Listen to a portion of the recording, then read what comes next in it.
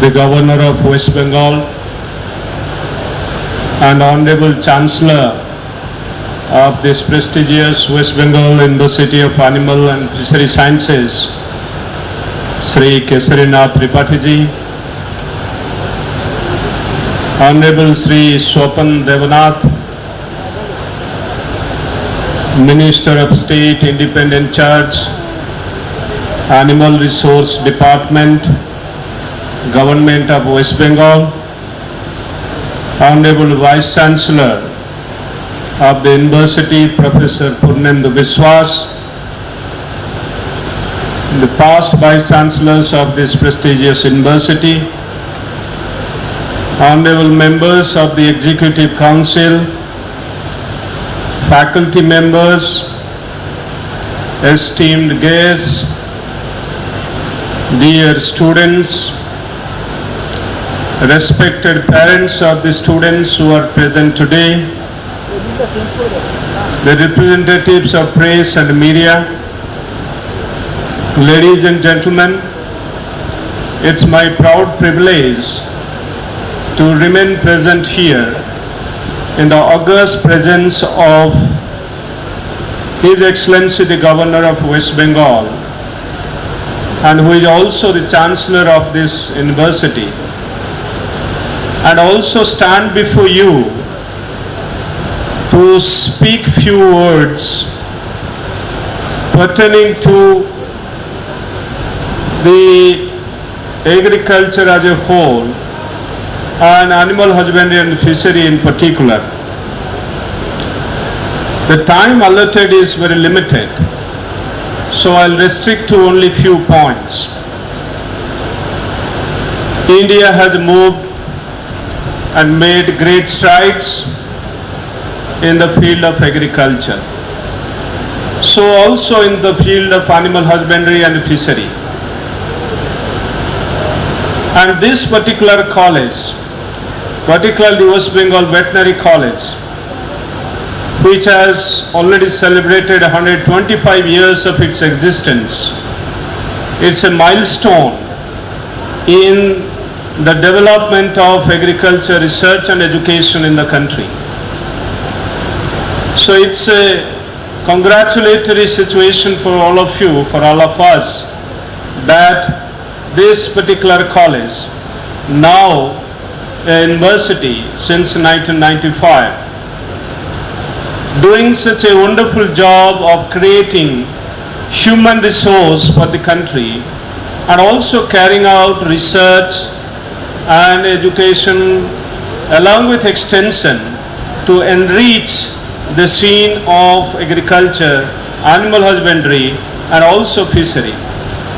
More specifically in the state of West Bengal, I take this opportunity to heartily congratulate all the students who are going to receive their degrees and who are going to be awarded and rewarded for their hard work today on this occasion of the Convocation. My dear students, you have done a wonderful job, but without the support of the able faculty, you can't just complete it. The faculty has enabled you to become what you are today. I also take this opportunity to congratulate the worthy faculty members who have helped you, who have held your hand and brought you up to this stage, and that is a wonderful experience as you will be receiving your degrees from the hands of dignitaries, and particularly the PhD students being receiving their degrees from none other than the Honorable Chancellor of the University.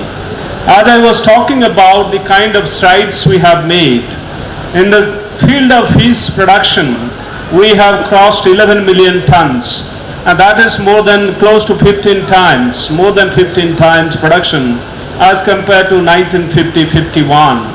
In the area of milk production, we have also more than 10 times we have increased production as compared to 1950-51. And so also egg production, more than 44 times, and close to 80 billion plus eggs we are producing in this country. And colleagues, this is a tremendous achievement, and that is the reason why India stands as the #1 milk producer in the world.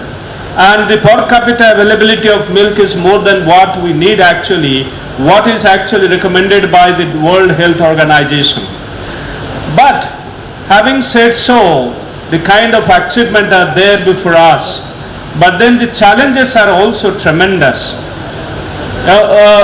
In the context of this challenge, the state of West Bengal is doing exceedingly well. I must congratulate not only the state, but also the universities which are located here, dealing with agriculture, animal husbandry, and also fishery.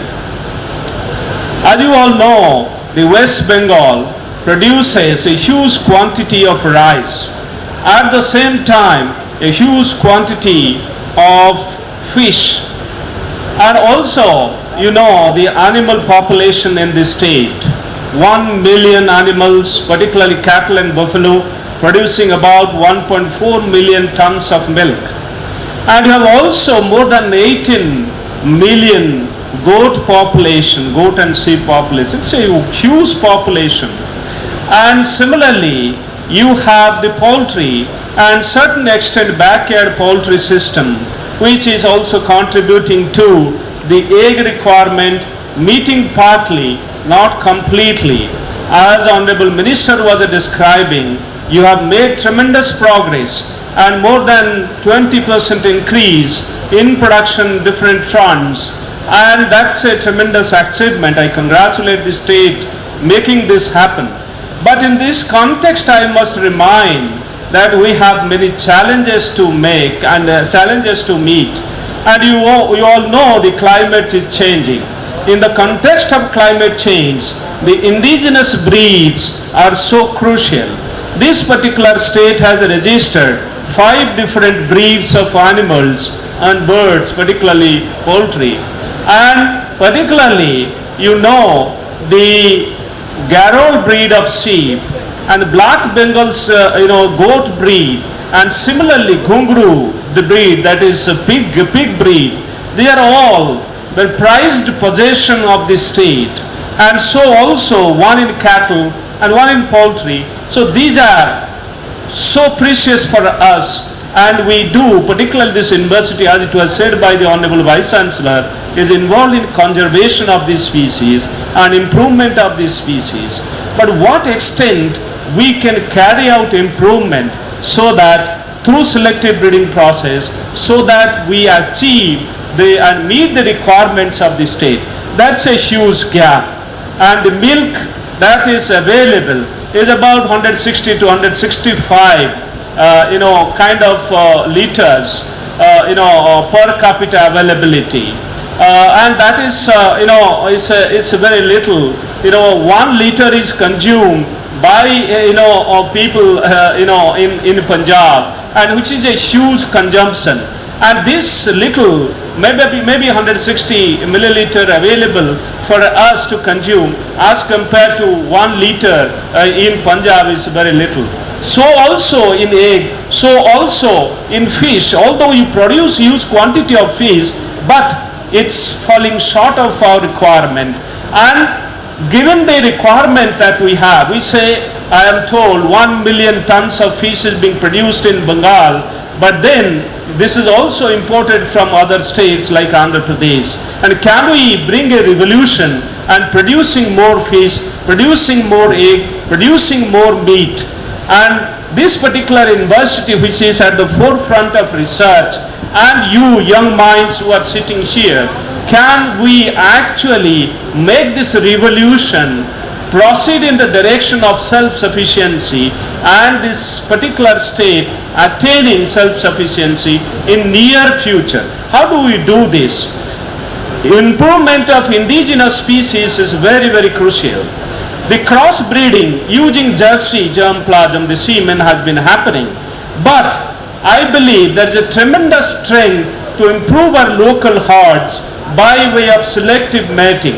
And there are many examples. And also interbreeding using indigenous breeds is also another alternative.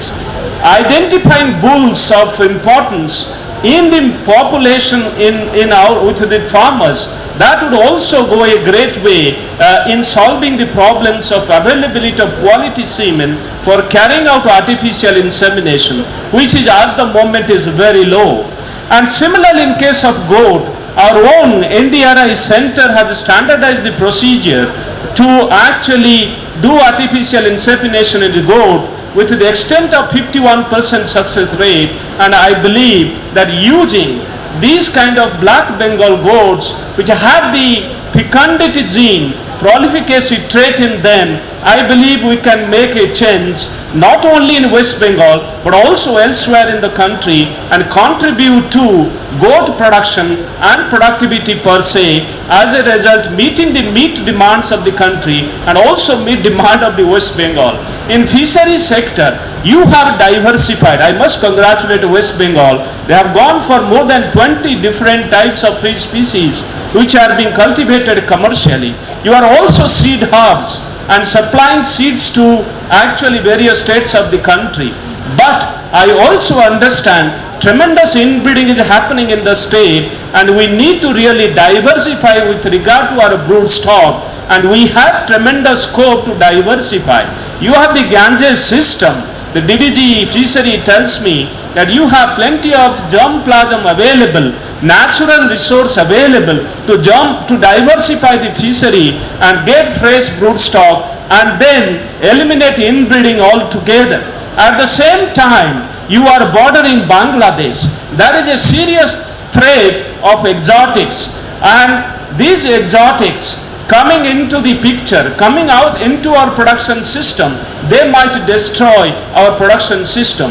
Why I say so? They can bring in diseases which are not actually prevalent in the country, and we have challenged, for instance, in case of wheat, the wheat blast which was there in Bangladesh, which has also appeared in some border districts, and there are some symptoms, wheat blast-like symptoms which have been discovered. We have to be careful.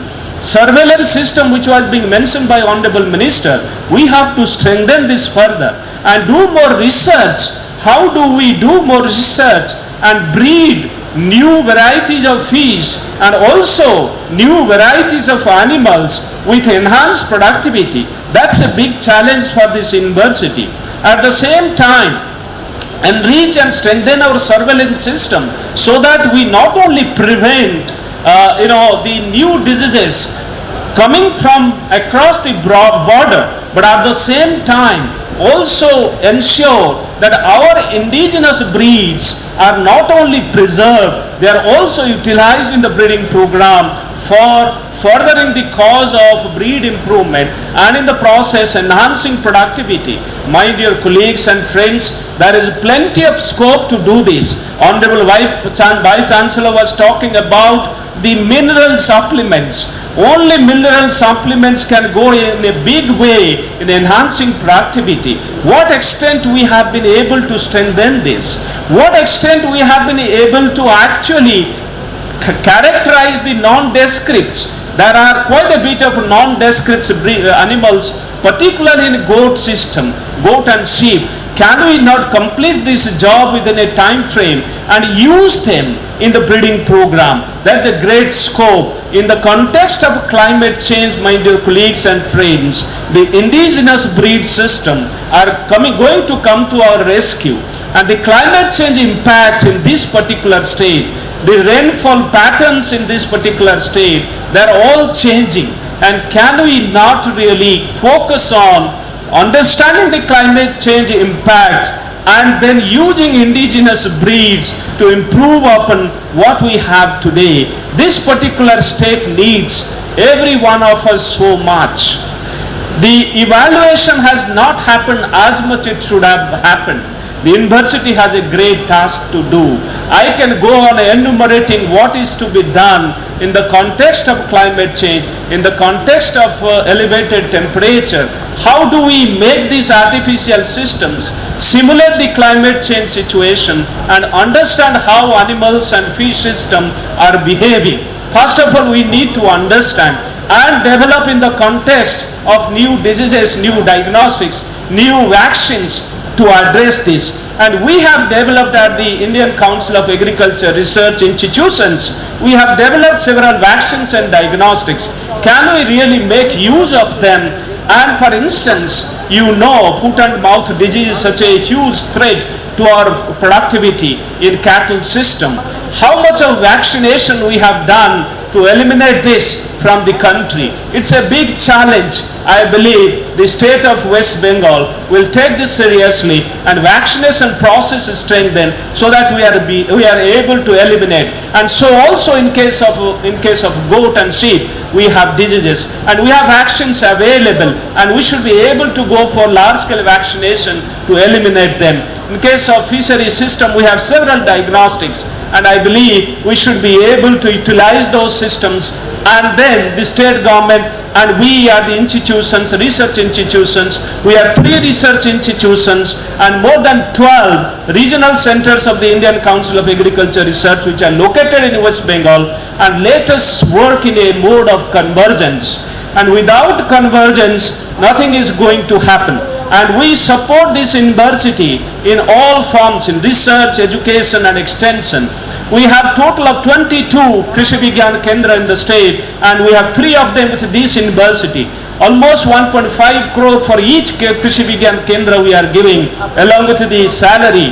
And I believe this need to be strengthened further. And also in addition to that, we are providing support to the research as also for education to enhance the quality of the education.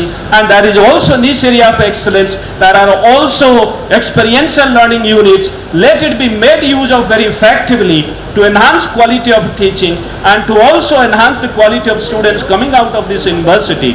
I am sure the university will make use of this and also implement, it has started implementing the Dean's Committee report and also Student Ready program. Through Student Ready program, let us create tomorrow's entrepreneurs.